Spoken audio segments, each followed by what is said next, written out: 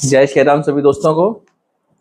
तो आज हमारे पास सौरभ भाई अपने कुछ क्वेश्चंस लेके आए हैं, तो उस पे विचार विमर्श करते हैं और पूछते हैं भाई से भाई इनके हमारे लिए जो कोई क्वेश्चन है या उनका हम आंसर सही से दे पाते हैं इनके मुताबिक। तो आइए शुरू करते हैं।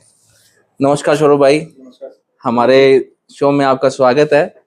तो आपके प्रॉपर्टी से रिलेटेड कुछ क्वेश्चन थे हमारे लिए, तो उसमें आप क्या जानना चाहते हैं हमारे लिए?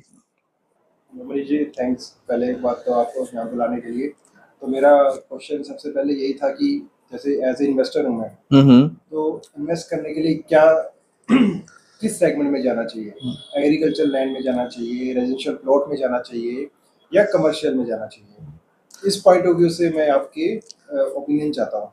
तो सौरभ भाई का सवाल ये है भाई मैंने मेरा पैसा लगाना है ग्रोथ के लिए, तो मैं कहाँ लगाऊं? तो सौरभ भाई सबसे पहले तो देखा जाएगा आपका बजट, भाई आपका बजट क्या है।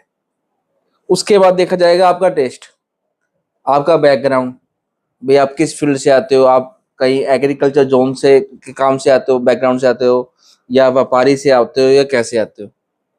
उसके बाद बजट और ये बैकग्राउंड देखने के बाद फिर अपन देखेंगे भाई अब अपनी इन्वेस्टमेंट भाई किस किस एरिया में फिट हो रही है। भाई हाई एरिया में सपोज करो अगर आपका बजट 40 से 50 लाख है, तो 40 से 50 लाख में आज मान लो एग्रीकल्चर लैंड भी नहीं आती है अगर ढंग की देखेंगे अपा। और अगर अपा हुड्डा या कोई सोसाइटियों में जाएं तो वहां भी बजट नहीं है। अगर आपका बजट 1 करोड़ या 1.5 करोड़ का हो जाए तो वह अपने पास हुड्डा और बाजार की भी बहुत सी प्रॉपर्टियां ऐड हो जाएंगी।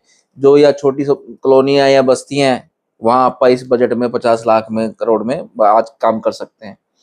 तो सबसे पहले आप देखो, आपको अगर नई जो कोई कॉलोनी हो जहाँ रेट कम हो, हाई रेट में ना जाओ, एरिया वाइज आप एनालाइज करो भाई ये एरिया 1 लाख रुपए गज का है, ये 80,000 गज का है, ये 50 या 30 का है।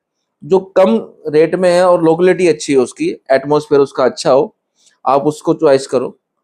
उसके बाद आप सबसे फर्स्ट चॉइस आप रेजिडेंशियल में रखो।